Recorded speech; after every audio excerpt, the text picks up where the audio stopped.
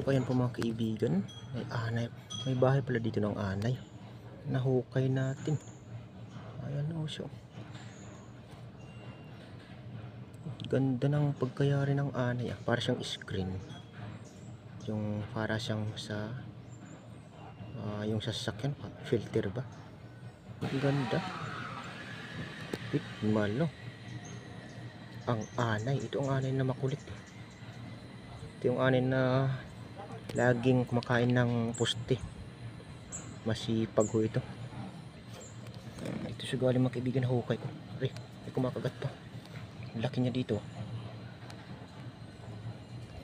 Yan.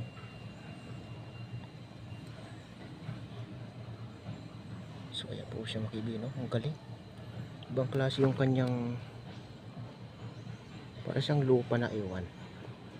Ayan. Nasira natin yung kanyang bahay. Ari. Grabe ah. Ito yung nagiging daldalo. Yung lumilipad. Kinakain din po ito mga kaibigan. Yung kanyang malalaki na lumilipad, may pakpak. Daldalo po kasi ang tawag sa amin.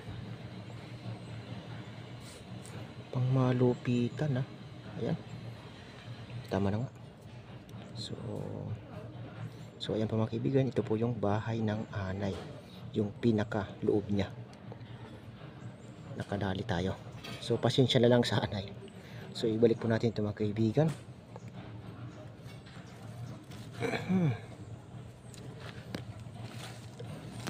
Ayan po mga kaibigan. Ang bahay ng anay. Para siyang pala kukuha tayo ng isa. Para may remembrance tayo. Huwag na lang. Ayan. Sabi ko kanina.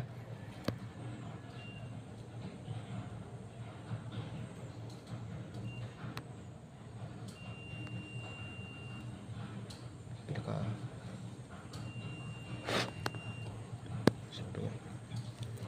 Day.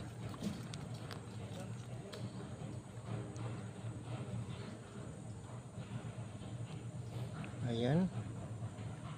So thank you so much. Pahingi lang ng bahay mo. Ganda.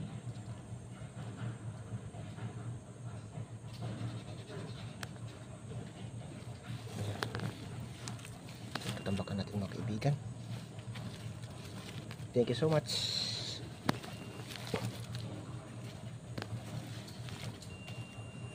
Ayan siya.